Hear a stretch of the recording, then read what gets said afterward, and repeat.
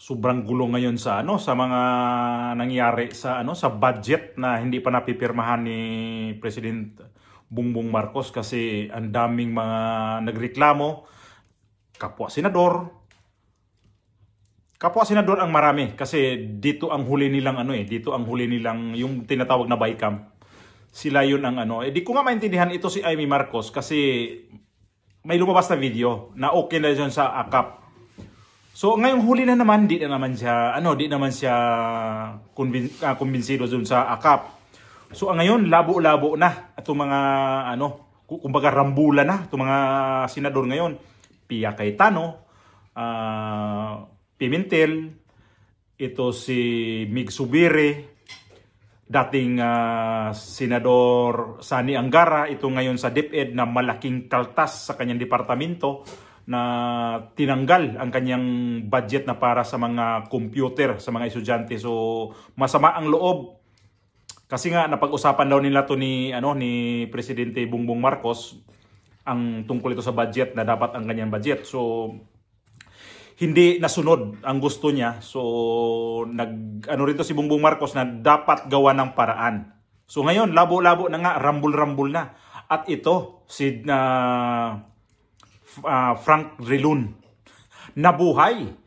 Biglang lumitaw si Franklin Drilon dito sa usapin ngayon dito sa PhilHealth, DepEd at saka itong sa AKAP. Kasi ito yung pinaka-controversial ngayon, itong DepEd, PhilHealth at saka yung AKAP. Kasi nga itong AKAP siningit na naman to. So kahit ako nito, ayaw ko talaga to. Kasi ginawa ang mga tao ngayon sa Pilipinas na napakatamad na. Kasi meron silang purpose, meron silang AX, meron silang itong AKAP. Lagi ko makalimutan tong isa Apat yan na ginagawa nila ng pamumuhunan yan. Saka itong AKAP, ito yung tinatawag nila ngayon na parang pangbili ng buto. So, ito yung si Drilon, in-interview to ni nakalimutan ko itong babae na to. Basta in-interview to siya ngayon. Pakita ko sa inyo yung mga sinasabi ni Drilon na tama naman yung sinasabi niya. Unahin na po natin itong issue ng DepEd, yung pagtanggal po ng 12 billion peso ng Pasok, budget. Drilon. 10 billion daw dapat para sa computerization, sir. Meron po kayang illegal dito dahil sinasabi nga sa konstitusyon that dapat ang pinakamalaking budget ay mapupunta sa DepEd at ang lumalabas ngayon ay tila pupunta sa infra o sa DPWH. Sa pagkaalala ko, Pinky, Pinky Web pala. Ating Ito nag-interview sa kanya. Ay ang sektor ng edukasyon ang dapat may pinakamataas na budget. Ngayon, ang sektor ng edukasyon, hindi lamang DepEd, kasama na po dyan yung state colleges and universities, kasama na yung kung hindi ako kakamali, yung TESDA. So, kung sakali, at ito po ang gawa, ang tradisyon at ang interpretasyon nung nandun pa ako sa Senado, na ang saligang batas ang nagsasabi education sector, hindi lamang po Department of Education. Okay. Kaya sa aking tingin defensible po yung ginawa. Ngunit hindi po ako sang-ayon na dapat bawasan yung budget ng education. Tama at, naman. Education, tama. Kailangan po natin malaki ang ating problema sa halay ng edukasyon. Ang ating mga kabataan, mga estudyante po, 10 taon hindi marunong magbasa. 10 taon hindi marunong magbasa. Sa isang exam, sa isang worldwide review, ibig sabihin ito yung 10 years old na bata sa Pilipinas, hindi marunong magbasa. We really need funding for the education sector, regardless of the constitutional provision. Kailangan po natin na punduhan ang ating sektor sa edukasyon. Kaya nga po tila sumama ang loob ni dating Senator at ngayon Secretary ng DepEd na si Sani Angara dahil sabi nga niya, dapat daw i-bridge itong tinatawag na digital divide, hindi ho ba? At yung 10 billion nga dapat daw ay para sa computerization at gadgets or computers and gadgets ng mga public school students. So, ang sabi naman po ni Pangulo ay tila hahanapan niya ng paraan, ayaw daw niya mag-line veto Senator, at hahanapan na lang daw ng panahon. Paano ho ba, paraan? Paano ho ba yung mangyayari pagka gano'n ang pahayag ng Pangulo? May kapangyarihan po ang Pangulo na gawa ng bigyan ng pondo ang DepEd. Paano po? Kapangyarihan po ng Pangulo na hindi mag-release ng item sa budget. Huwag natin kalimutan na ang budget ay authority to spend. Kung hindi po i-release ng Pangulo ang mga authorization sa mga bagay na sa tingin niya dapat hindi bigyan o pwede namang ihuli. Yung kung ano man ang pundong hindi nagamit doon sa item na yon ay pwedeng i-realign sa Department of Education. So, mayroon pong sapat na kapangyarihan ang Pangulo para mabigyan po ng solusyon itong nangyari sa budget ng Department of Education. Senator Drilon, ito pong lumubong pondo ng DPWH, lampas na daw ng 1 trillion ang magiging budget para sa DPWH. Trillion ano ang inyong sentimiento o reaksyon binigay na budget dito? Yan pwede pong magkaroon ng line item dito ang Pangulo. Tingnan po niya ng gusto kung saan ba masyado namang malaki ang dinagdag ng ating mga kongresista at mga senador. Dahilan po pagsabit ng budget ng Pangulo, ang mga infrastruktura ay nakalaan po, nakadefine po yan. Very specific. Yung tulay dito, yung kalsada doon, lahat po yan naka-enumerate doon po sa National Expenditure Program. Ang nangyayari, dinadagdagan ng ating Kongreso at ng ating Senado yung pundo para sa mga project sa DPWH. Hindi po kasama sa National Expenditure Program, kaya po nababawasan ibang items sa budget. May kapangyarihan po ang Pangulo na i-line item dito itong mga projects na hindi kasama sa original President's Budget or National Expenditure Yung Program. NEP, opo, na hindi kasama doon sa NEP. Senator, mabilis lang po, no? Ano ang inyong reaksyon dito sa zero budget sa PhilHealth? Ang sabi nga nila, meron naman daw kasing 600 billion pesos na pera ang PhilHealth, kaya hindi muna bibigyan ng budget. Tama ho ba ito? Hindi sa kontra.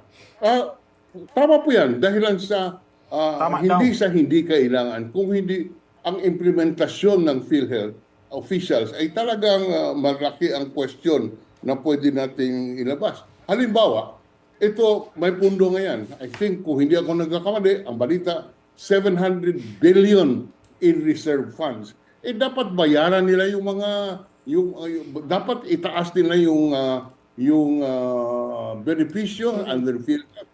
Pangalawa, bayaran yung mga hospital kung saan bilyon-bilyon ang iutang at gumawa ng paraan para ma-computerize fully ang ating PhilHealth operation para po mas maiwasan yung mga fraudulent claims. Ngayon, sa ating balita po at may hawak akong dokumento, nagkaroon ng 137,766,000 na corporate expenditure budget yung inapprove ng board or ng Pangulo ng Pag-ibig para po sa anniversary party lang. 137,766,032 pesos. Sa akin po, this is immoral, this is indecent. Dapat po utusan ng Pangulo ang DBM na reviewin yung corporate budget ng DBM, ng PhilHealth. At alisin itong 137 million because this is immoral and indecent. Opo. Senator, ang sabi po ng PhilHealth dyan, meron silang tugon at yan daw ay kanilang proposal pa lamang daw. So, makakausap po namin ang PhilHealth maya-maya at tatanungin po namin yan. Isang mabilis na tanong na lang po. I hope you don't mind, no, Senator, while you're on Zoom.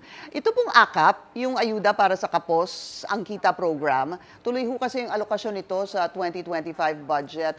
Ano po ang masasabi niyo rito? Kasi meron pong iba na nagsasabi para daw itong pork barrel. Tama po yan. Sa akin, yan po ay parang kitty na pinamunmunbod sa mga mahihirap daw. Ayaw niya. Ngunit hindi po maiwasan na ito'y magagamit sa politika, lalo na po na may halalan sa susunod na taon. Hindi naman po tayo inosente sa gagamitin talaga pamumulitika. Ito po'y talagang pwedeng gamitin sa susunod na taon para sa pamumulitika ng mga kandidato. So, in fairness naman, ito si Pinky Webb, tama na tinanong, in-interview nito si Franklin Drilon, kasi si Franklin Drilon di naman ito na batikan na senador, abogado, dating Senate President. So ang dami nitong alam na veterano nito pagka senador. Buti nga hindi to siya dito ngayon sumasali sa mga politika ngayon. So tama to, kinukuha niya yung atensyon nito, yung panig niya kung ano ba talaga. So kahit ako sa DepEd, ayoko yung tinanggalan nila yon. Kasi nga sa Pilipinas, sabi nga niya kanina, 10 years old sa atin, 10 taon ang bata, hindi marunong magbasa, hindi marunong magsulat. Totoo yun, ang dami. Lalo ganyan sa mga probinsya, ang dami yan. Talagang makikita natin yan doon. So, ito yung sa PhilHealth, mukhang hati-hati ang mga tao nito sa opinion nito. Kasi sa PhilHealth, si Drilon, ayaw din niya yun na dagdagan ng pondo. So, para sa akin, ayaw ko rin yun na talagang as in zero naman niya ibigay. Wag naman yun. Kasi paano ko nga bigla nga magkaroon ng problema itong 2025 na magkaroon ng mga, wag naman sana, na malaking problema sa mga hospital. So saan pupunta yung mga mahihirap nating na mga kababayan? So sa AKAP, isa rin to, ayaw ko rin talaga tong AKAP na ituloy talaga yan. Sana ma-veto yan o kaya magawa ng paraan niya na tanggalin na talaga yan. Kasi labo-labo na nga ngayon. Ito dating senador lumabas na. Biglang nabuhay itong si Drilon dahil nga ito sa usapin ngayon na hindi niya nagustuhan yung ibang ngayon, kasi natandaan ko rin ito yung panahon ngayon na ng budget na mukhang ito yung pinakagulo.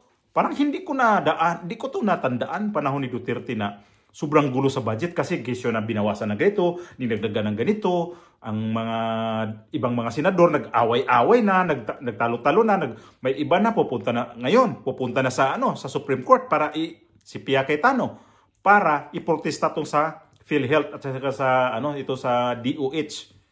So, ngayon ko lang narinig tong mga ganitong kaguluhan. So, ang problema nito siguro, sa tingin ko lang, pamumuno sa Senado. Itong si Chis Escudero. Plus, ito pang si Grace Poe. Mukhang hindi maganda yung pag-distribute nila sa mga pundo. Kisyo, ang Department of ang DepEd daw, tumaas nga daw yung yung budget nila, tapos ang dami niyang mga sinasabi dito. So, ang AKAP, inaprobahan nila. So ngayon, laban ubawi na naman sila ngayon dito, kasi si Amy Marcos, sabi niya okay na siya sa AKAP. Pero ngayon pala, siya mismo nagsabi na wag mo nang pipirmahan ni Bongbong Marcos yung na yan, kasi magkaroon talaga ng problema. Ito nga, ibang senador pupunta na sa Supreme Court, tapos ibang senador, si Mig Zubiri, kailangan mag-bycam sila ulit para ayusin itong nagiging gusot nila ngayon. Kasi sabog-sabog na sila Di ko lang alam kung sino itong apat na hindi pumirma. Palagay ko ito ang dalawang alam ko dyan Di ko lang alam kung sino yung dalawa, baka si Bongo. Ang di pupirma dito, ito si Risa Hontiveros at saka si Bato de la Rosa. Malamang si Bongo dito pipirma. Yung isa pa hindi ko alam kung sino ang isang senador na, kasi apat ang hindi pumirma nito So antayin nila to kung ano mangyayari to, kung mag-bycam ba sila ulit para ayusin tong ngayon. Kasi pangit tingnan Senador at saka Kongreso nag-away-away na talaga dahil ito sa budget nila. Mukhang pera na kayo lahat talaga dyan.